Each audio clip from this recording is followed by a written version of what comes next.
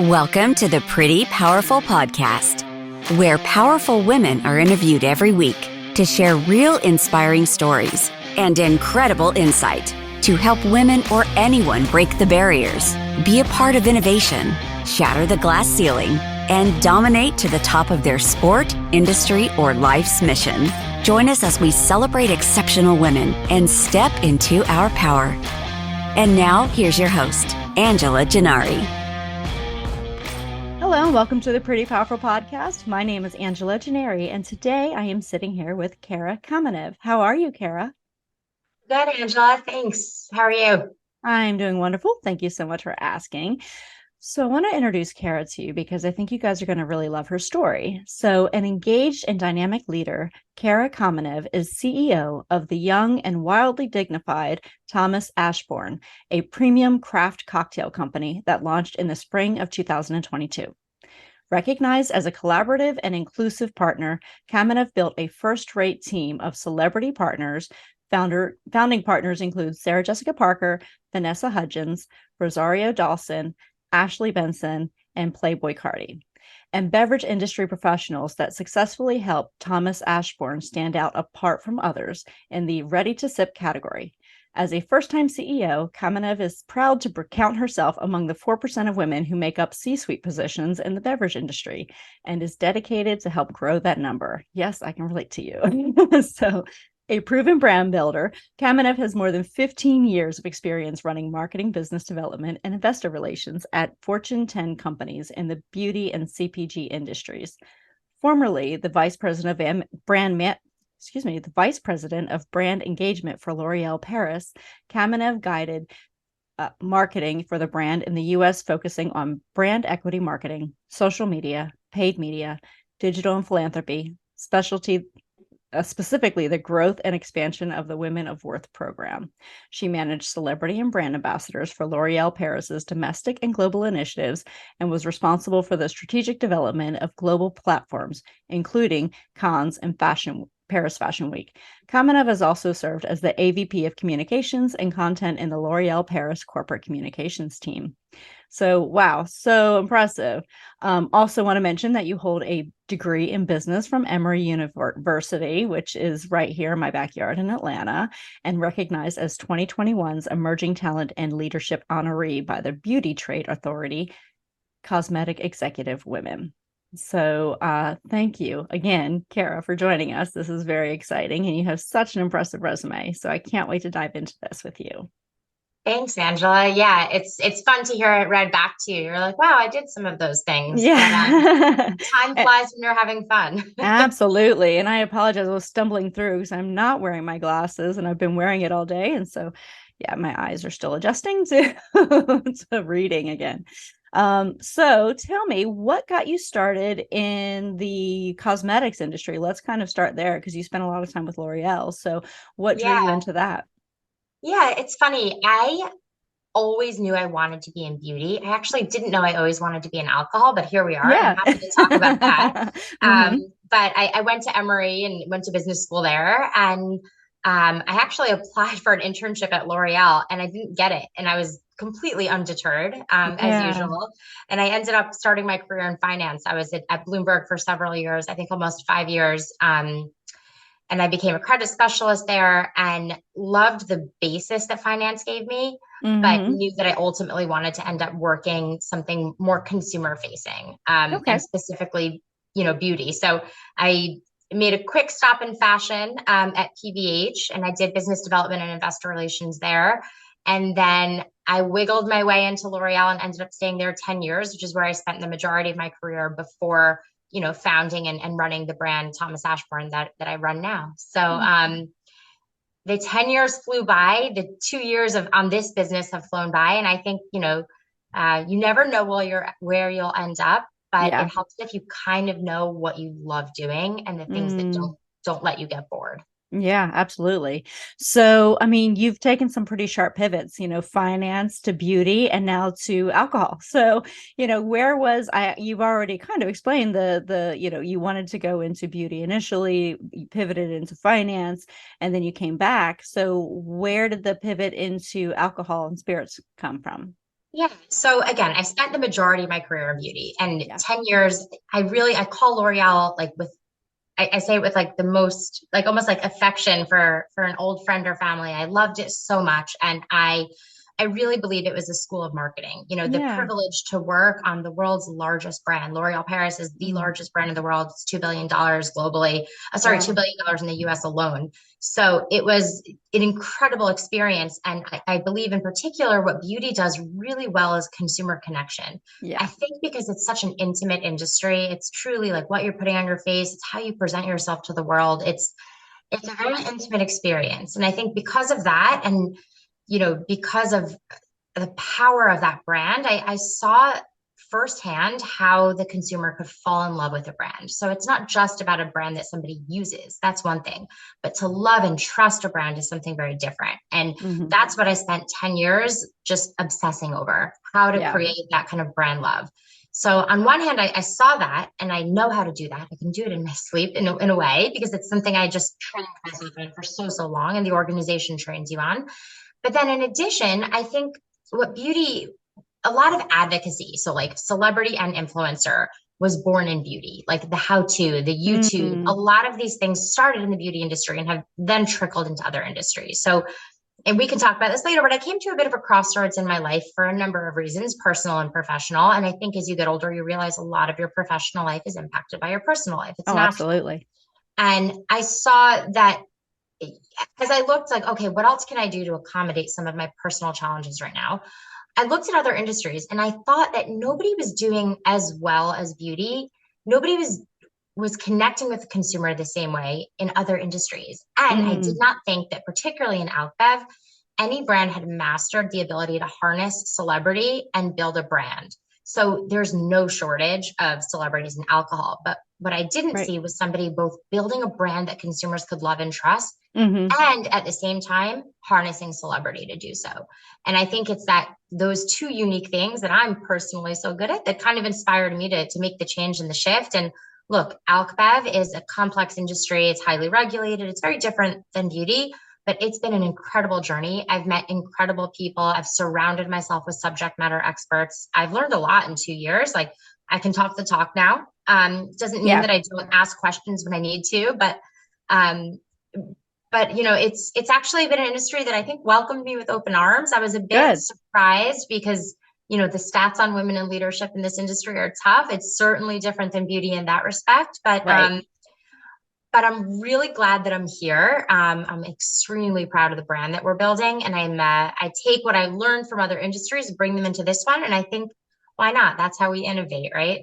Absolutely. So I love that you pivoted into two industries that I'm not sure if you're aware, but those are two of the most recession-proof industries. Yes. So because when we have a recession, people tend to actually drink more. So the alcohol industry actually has increases. Like look at 2020, right? So people tend to drink more when there's a recession, and then beauty is one of those things where it's a like L'Oreal, it's a luxury that's affordable, right? And so looking good during a recession actually becomes a priority for a lot of women because we feel like it's one way that we can take care of ourselves, right? Like we may not be able to go for a spa day, but we can buy some great mascara, right? We can look good even if we're not doing good, and so I think that actually helps with women feeling a little bit better about themselves during tough times. So they say that beauty is. Articulated.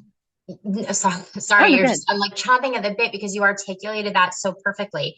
It's true. And I think a lot of that has to do with how I've positioned Thomas Ashbourne Yeah. and L'Oreal Paris positioned the same way, which is kind of that luxury at mass. Yeah. So you're still in the mass channel. So you're still affordable to the majority of consumers, which actually is something very important to a lot of our celebrities. Absolutely. However, you're more of a luxury choice within that channel. So Yeah. we're a premium position, and Thomas Ashbourne is a premium craft cocktail comparable only to the bar. So when we looked at the industry and we looked at RTD or ready to drink, ready to sip, and what's happening in the category, as you said, alcohol is pretty recession proof. it grows year over year in like the mid single digits, let's say an average of 6% a year. But within that, where you're really seeing the explosive growth is in the RTD category. So you're seeing Right. RTD grow, 20 to 30% a year.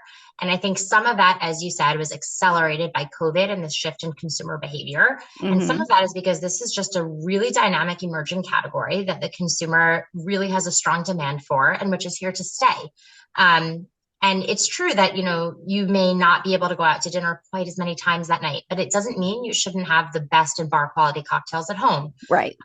Alternatively, you're out and you just want a different choice at the bar. You want a different choice at the rooftop bar that you're at, or, picking up stuff to stock up for a party at home. It's all part of the life we lead. And I think, it's true. Beauty as well is a bit recession proof, and it's about making those choices in your basket. And I believe that even in tough times, the consumer is going to look at their overall basket and really choose the brands that, again, they connect with, they trust, that know are going to offer them a quality product. Right. We're not talking about a private plane here, but maybe $1 or $2 more for something that tastes that much better. Right. And, that's what we're making.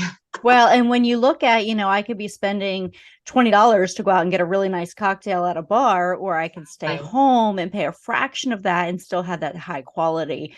Again, when we are looking at our financials, that to me makes a lot of sense. Like, I still want a great cocktail if I'm at home. I don't want my choices to just be beer and wine because I'm not a bartender, right? But I want a great cocktail, but I don't want to go spend $20 at a bar either. So I love that you're giving options for people to be able to have those affordable luxuries at home. Exactly right. And it's funny you say that, because people always say, like, what are your benchmarks or your competitors? And of course there are competitors in any space, but I always say, like, we really did not benchmark to the competitors. We benchmarked to the bar. So we actually went out, like, drinking with our celebrity partners, and we went to their favorite bars and restaurants, and we tasted what they liked and where they liked to drink it. And that was our benchmark for taste and quality. It wasn't, can I go to the shelf and be as good as, so-and-so, which I won't say, but, that really wasn't the idea, because I didn't think there was anything like so amazing out there. I thought we could do better. And the idea was, like, let's find the things we love and enjoy, and let's share those with people. And it's true, whether you're choosing to stay home or entertain at home, or, again, go out. A lot of these drinks are enjoyed out and about too. There's a huge growing on-premise a really big place in on-premise for RTD cocktails. So bars, restaurants, hotels, mini bars, stadiums, these are all, major targets for the brand.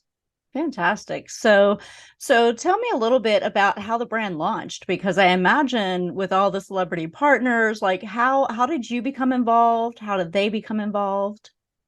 Yeah. So I think, all of our celebrity partners are owners, and they all kind of own the business and really wanted to put something forth into the world with authenticity. And, like I keep coming back to trust, but it's about creating a product that people trust the celebrities to put something out there that they put their word behind. Yeah. And they kind of put their trust in us to create a product and run a business in such a way that would make them proud and best represent their brand that they've spent their careers building. Sure. So for us, it was really about finding good partners, celebrities who, and I've done this for a long time now, and I know, the different teams and agencies, and, so do a number of my founders and partners and team members on my team. And we know, what makes a good partnership. And that's what this is. This is about being partners with celebrities, and not, it's not transactional. It's not, pay to play. It's really like, let's create good business, good cocktails, and do it the right way. So in terms of how it came about, that was like the mindset going into it. Okay. Then you have to get into the contracting and, the fundraising and creating the business. And honestly, it's tough. Like, I spent a long time, like we said, in corporate America, and that's challenging too. But being an entrepreneur and starting your own business and running that business, and the teams and the complexity, particularly in this industry, because of the distributor relationships and the major retailers, it's a whole nother level of, it's good stuff. And, I could talk for hours about how women have to make that choice and why I made that choice.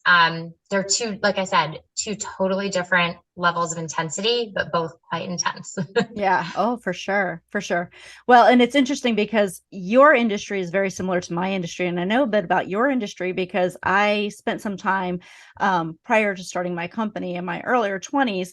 Because obviously I'm still in my 20s, right? Same. but no, in my early 20s, I actually spent some time working for a liquor brand. And so I'm aware of the state to state. I mean, Yeah. your laws are similar to mine. I run a security company, right? So Yeah. security and event staff. And so every state has their own laws, and sometimes every county has their own security law. So I have to really look at, when I'm looking into a market, what are the state requirements, and then what are the county requirements, what are the city requirements. I mean, every single location you go into is different. So I know that the liquor industry, very much the same.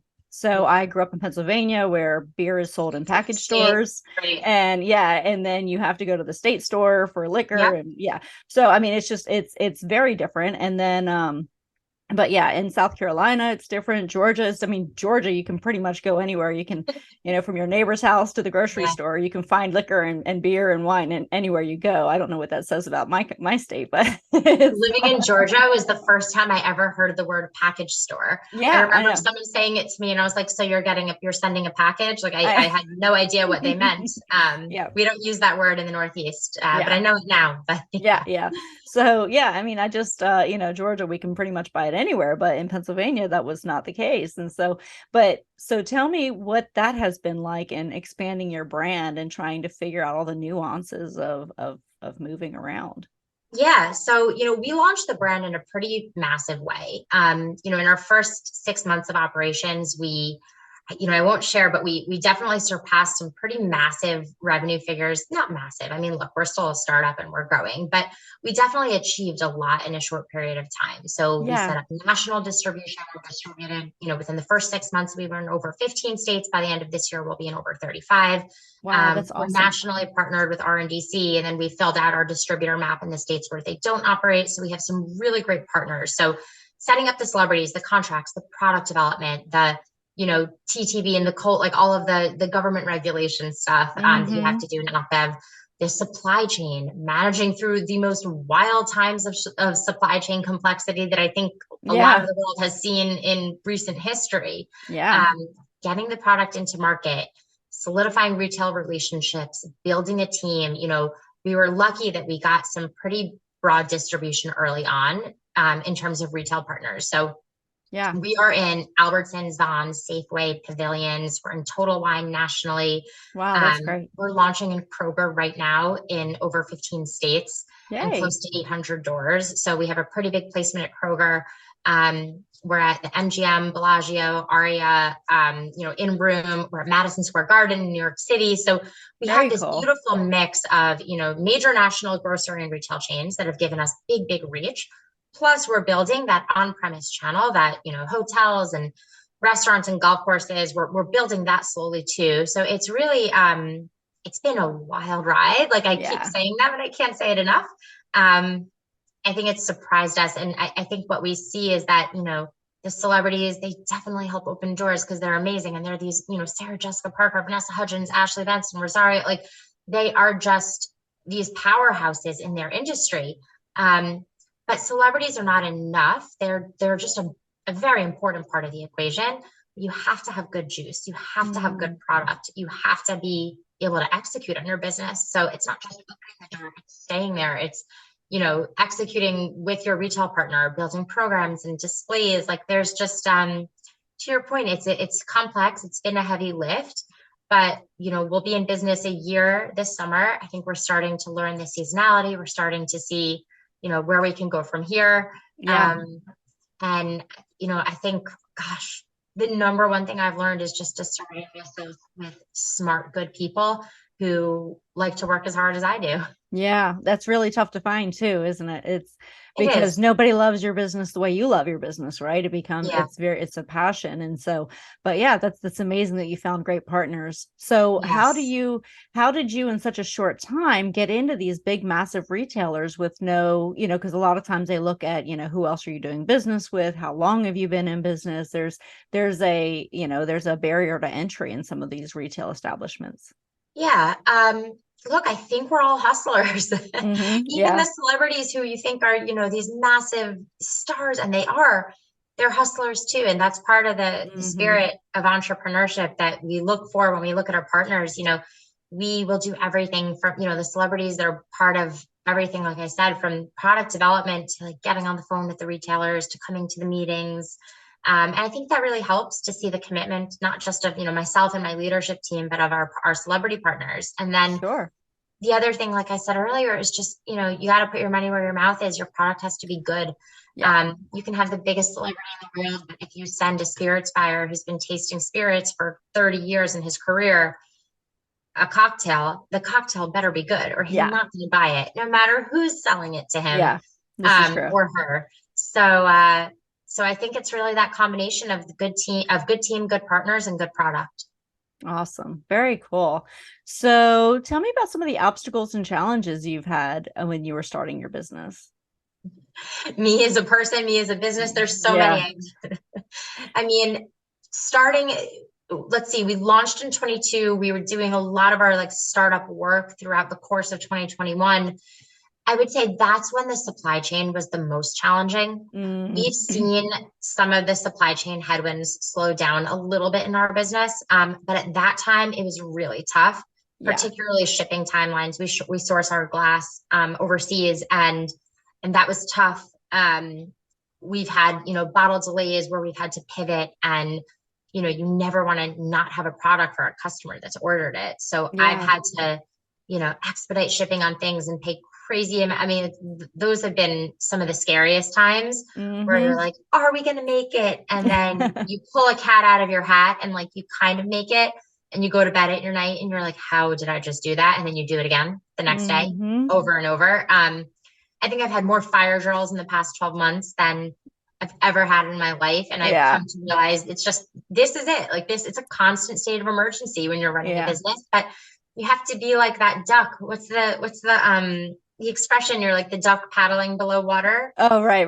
Yeah. It Moving looks really smooth fast on the top. Yeah. It looks smooth on the top, and on the bottom, he's paddling his little heart out. Exactly. That's how I would describe my approach to fire drills. Yeah. I'm all business on the front, and underneath I'm just paddling, and so is everyone else who works with me. Yeah, I totally understand that, because it's the same thing. I mean, in the events industry, you have to keep a cool, calm demeanor at all times, knowing it's like knowing that behind the scenes there could be complete chaos going on, but you have to maintain that composure, because they always say if you don't have control of your neck up, you don't have control of your neck down. So you have to make sure that you're constantly staying cool so that you can think through problems and act on them. 100%. And I've encountered people in my career and as well in my recent journey who don't stay cool, and people who do. And obviously you learn from everything, but I think it's also part of cultivating like executive presence, executive leadership, role modeling for your teams. Where there's a sense of urgency, and we can all be, tough, and we can negotiate. But I think there's something to be said for professionalism, for respect, and then as well for keeping your cool, and at least, you can be serious without being panicked. Yeah. And I think that I've definitely learned that and mastered that. And actually, you mentioned events. I used to do a ton of events, and you're right, it's a huge part of it. Yeah, it really is. It's all about staying cool. And, and in the security industry, when we're talking about, you got to stay calm from the neck up so you can, or have control from the neck up so you have control from the neck down. It's because we're constantly in a state of like, if there were an actual emergency, you have to be able to react physically to your environment. And so, yeah, I mean, but it's a part of being an entrepreneur. And whenever, when I see other people are so stressed out and they're like, how do you stay calm? And I'm like, because I operate at a high level of stress all the time. So this is my normal. Like this. Oh my God, you're like my this is normal. I operate up here all the time. I don't know if you see us, but like, I 100% like this stress level is my norm. I don't know if it's healthy. I'm trying to get to the gym to burn that off somehow. But, me too. But it's, that's the state of it. Yeah. You're comfortable in a state of being uncomfortable. Absolutely. Yeah. So, I mean, it has to be some pretty earth shattering stuff in order for me to really react to something because, for me, it's like, okay, well, this is just the next thing we're doing. Okay. Right. and, Let's and deal with it now. we're going to deal with this and we're going to move right on. So yeah, I can totally relate to you.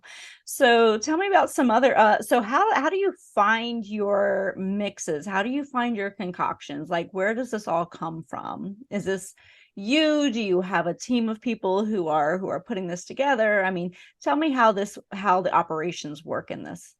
Yeah. So um, we work with a co-packer to create the juice and the formulations, but they're ours. I think more importantly, it's about like the assortment that we put forth to the consumer and Yeah. how do we choose what cocktails we're offering. Yeah. We certainly look at data in the marketplace and we look really closely at, what are the top cocktails in the market, what's growing the fastest, so what's capturing and gaining share, what is slowing down. These things all go into our consideration set when we look at what SKUs we want to launch and what SKUs we wanted to offer initially.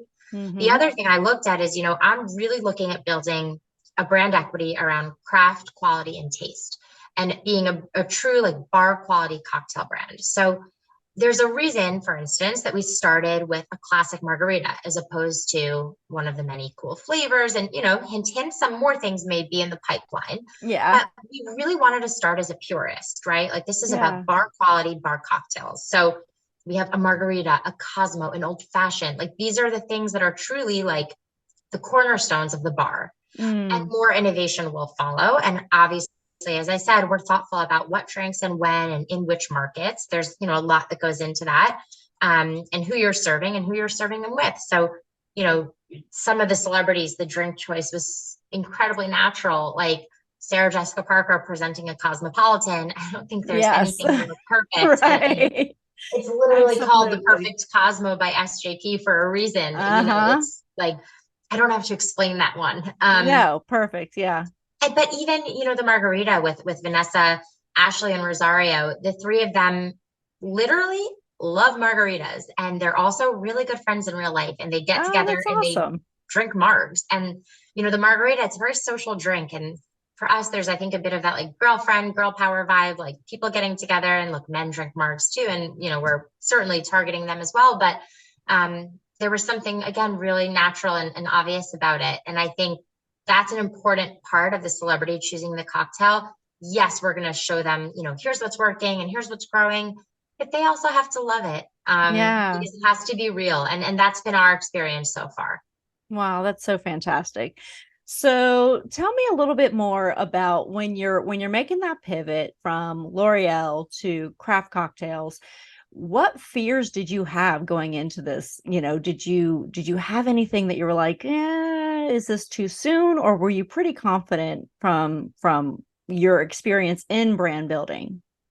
Yeah, as I said, I have spent a long time building brands, a long time establishing relationships, learning digital marketing. So the nuts and bolts of the business, I know. I Yeah. learned a lot about the industry. I absolutely absorbed myself in it. And as I said earlier, I surround myself with subject matter experts. I think, the leader never has to know absolutely everything. Yeah. Even at L'Oreal, as I, aged in my career, there were people who worked on my team who were certainly stronger subject matter experts in a particular topic than I was, as I saw Right. even with, our CEO who would lean on, his digital experts or social experts to make decisions. So there's nothing wrong with not being the absolute expert in everything, although ultimately I'd like to try to be because I'm obsessed with learning. Um, Right.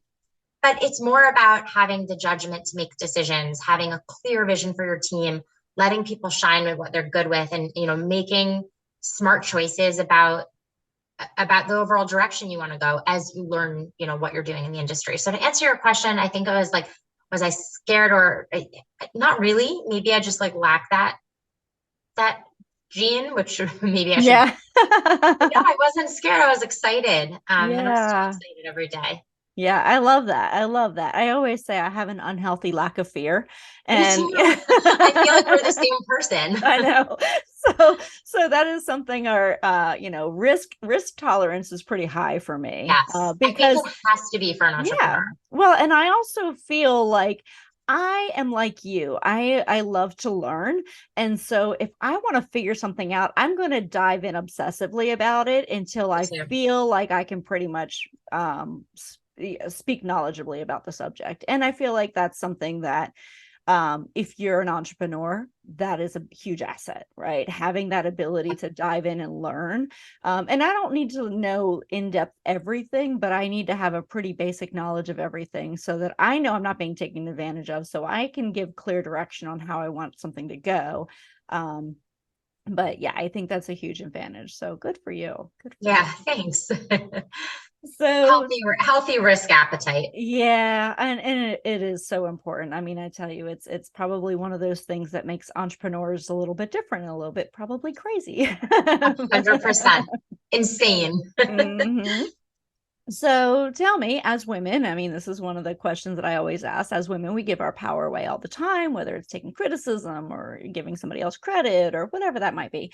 So in your career, is there a time that you gave your power away? And then is there a time that you step back into your power? And then what was the difference between the two? Such a good question. I think first of all, I will say I never, maybe it's how I was raised, but I've always been pretty confident Good. in my voice and my thoughts. But I do think, especially earlier in my career, I was maybe slower to talk but that's okay. I don't know if I've ever given my power away explicitly. I think I've been lucky to be surrounded by people who've encouraged my talent. And I do respect, people who know more in the room, and I listen to them. So I'm not, but I don't know if I've ever actually given my power away. I think I've just slowly stepped into it more and more. That's Um, awesome. yeah, I wish I had a better answer for you, but I think that I'm pretty self-assured about that. I think, there's an element of being humble that's natural and normal. But as I said, it's more about like a slow burn of my power growing rather than it, being given away and now taking it back. I'm just Yeah. stepping into it more every day. Yeah. Well, I think that's fantastic. And I mean, you've built an amazing brand in a year, so you're really just taking off. And I think that speaks volumes to your confidence and your ability and your competence.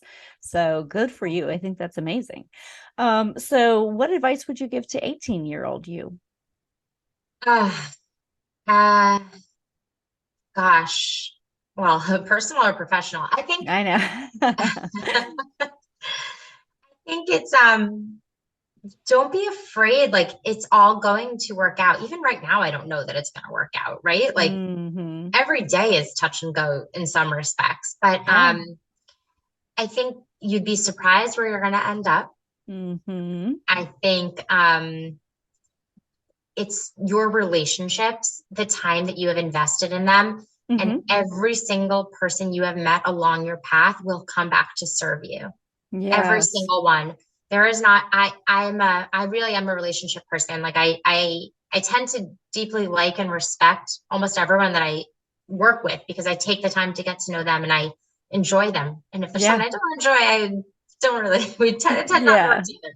But every single relationship has served me, especially as an entrepreneur. You need to like dig into this like crazy toolbox and call back. And I mean, like I've called back to like my Bloomberg days and gotten to connect to someone who, is an expert in this industry in another market that I'm evaluating for our expansion. Like it's so crazy how your relationships will serve you. So Hmm. they are absolutely the best investment of your time. Every time you've paused to ask a colleague how they are, every person you've reached out to cross functionally, every, agency that's pitched you something. And while you didn't hire them, you said, thank you for your time and your expertise. Every single one of them will serve you. I think that's what I would Hmm. share with my 18-year-old self. And somehow I guess I knew that because I took them, but it is crazy how much they help. Yeah, that's absolutely true. Yeah, so many relationships that I've had for years and years and years. And I thought, okay, well, that relationship has run its course. And then a few years later, that just comes back in some weird way and just to kind of benefit that some wherever you're at in that moment. So Yeah. that's fantastic. Yeah. So what's your favorite cocktail of all the ones that you have? So I know they're it's probably tough. all your babies, right? They're probably Yeah, they all amazing. are. They are. I think too, for me, I love the Cosmo because I tend to be, and don't tell Vanessa, Ashley, or Rosario, I love a good margarita, but I'm more of a vodka drinker than I'm Russian. So Yeah, I'm yeah. more of a vodka drinker than a tequila drinker. And I love the Cosmo. I think it's very refreshing. It's very easy to drink. Like actually, when I'm at a bar, sometimes I find the Cosmos are really like tart, or this one is just smooth. Like I can just drink it all day, which might be a bad thing, but Yeah. it's drinkable. It's easy. It's fresh. I love it. I also kind of like the hard Scotto. I'm a wine drinker and I like a sweeter taste profile. So it's not for everyone, but if you like a sweeter drink and it's carbonated, um, it's really good. It's very refreshing. It's actually doing really, really well in Georgia. So, Interesting. Okay. yeah, yeah. And then I'm not such an old-fashioned drinker by nature. I don't tend to love the darker spirits. Like I said, like I'm more of a vodka drinker personally, but I'm able to really enjoy our old fashioned when it's super cold on the rocks. It is so good, Oh, that's smooth. awesome. Yeah, So it's kind of all I that. used to be a Cosmo drinker. I was a Cosmo drinker for, all of my 20s and 30s. And then since I've reached the 40s, I've now like moved over to the old fashioned side. So Yeah, I I hear have that with a lot of transitioned. women who Yeah. develop like a real taste for the Mhm. darker spirits. Yeah, yeah, absolutely.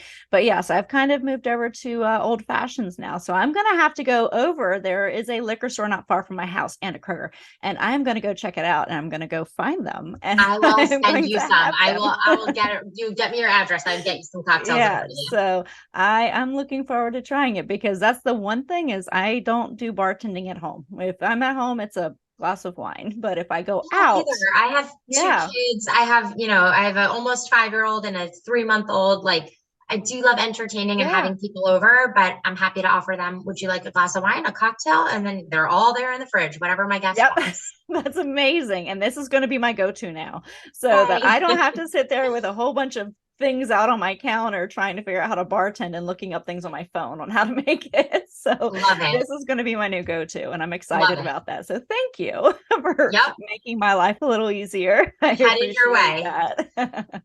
So all right. So this has been really, really enjoyable. So you said we can get these pretty much nationwide. Is that correct? Yeah, so they are available on our website. We ship to most states in case you Oh, can't good. find it locally. We also have a store locator on our website, thomasashbourne.com, so you can find the store closest to you that carries us. But like I said, we're in Albertsons, Vons, Pavilion, Safeway, Lee's, Specs, Total Wine, GoPuff, Bevmo, and we're launching in a program nationally right now. That is fantastic. Well, congratulations on that success. What's next for you guys? Thank you. Look, I think we're just getting started. I always say, Yeah. like, people sometimes say like, "Oh, good work, you've done great," and I'm such a perfectionist. I'm like, I am literally just getting started. We have so much more to Yes. do. We have new partners that we're announcing, new innovations coming. We're eyeing additional territories. We're launching in Canada right now, actually. Yay. Um, and look, I really believe that this has the potential to be a powerful brand for longevity Mhm. and one that the consumer knows stands for bar quality taste. And as I said, RTD is here to stay. We could really have a very healthy portfolio of cocktails. And then Yeah. after that, perhaps even more. So I have some tricks up my sleeve. I'm not done yet. I'm not tired yet. I love it. The team and I are just, we're really, I think, excited. I was going to say going into this year, but we're almost a third of the way in. But yeah, Yeah. Yeah. lots to come. Well, I'm excited. I just know this is going to just blow up and Thank I you, am Angela. You're excited so for you and sweet. I'm excited for your success. So, Thank you. congratulations. So, Thanks. one last question I have for you. What do you wish more people knew? About me or the brand? Anything you want. I wish more people knew how incredibly capable women are as leaders. Mhm. I really do. I spend a lot of my time fundraising, and I know that I can build this brand and that I am building this brand in a way that like not many people can. Yeah. And at the same time, I look at even just the fundraising landscape or the leadership landscape, and in general, 4%, actually 2 years ago, 4% of all VC funding went to women. And this I know. year, it dropped to 2% because in times Wow. of economic uncertainty, people are even less willing to bet on women. Wow. And then you look at the stats about women in the C-suite across industry, but particularly in this industry. At the same time, you see bright spots, right? I think there was a recent acquisition of 21 Seeds, which is female owned and founded. So you see some bright spots, and I'm certainly hopeful. And I see women coming together. And like I said, I've met and been welcomed by a lot of people in this industry, but it still really surprises me, how far women still have to go. And then in particular, women of color have to go even further. So that's not lost on me. And it's something very, very important to me. And that, I have two daughters, actually four. I have two stepdaughters and two daughters. So I hope that, when they're doing a podcast or whatever technology form they do in 25 years and they're the CEO of something, that they don't have to sit there and say, well, only 2% of all funding goes to women and only 4% of all C-suite positions in this industry are held by women. I hope they're singing a very different tune. Yes, I do too. I do too. And that was kind of one of the reasons for the podcast, is because I'm right with you with all those stats. And I'm like, this is unacceptable. Why are we saying this is great that women are now getting funding at all? Like, this is, it wasn't that long ago women could even get bank accounts by themselves. Right. And so it's like, guys, 2%? we have light years to go. Well, and they're like, oh, well, now half of the companies on the Fortune 500 now have women on their board of directors. I'm like, no, they have a woman. Half of the companies have a woman. And I'm like, no, this is not equal. Like, there's no equity here. I'm sorry, but it's I'm with you. Yeah, I'm not going to stop fighting until I'm with you. Well, thank you for the work you do with this podcast and elevating women's voices. And it's really important work, and I'm just very grateful for the time, and maybe we'll chat again in like a few weeks or a year or a month, and we'll, hopefully both have a lot of progress to share. Absolutely. No doubt. Well, thank you so much. You have been such a joy and inspiration to talk to. I've really enjoyed every bit of it. So have a wonderful day, everybody. And if you want to see more about her cocktails, you can go to, what's the website again? thomasashbourne.com or Thomas Ashbourne on Instagram. Okay, perfect. And then you can also go to prettypowerfulpodcast.com and you can find all the information about her as well. So thank you so much, Cara. This has been a pleasure, and I hope everyone has an absolutely amazing day.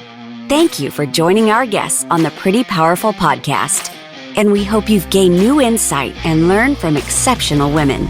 Remember to subscribe or check out this and all episodes on prettypowerfulpodcast.com.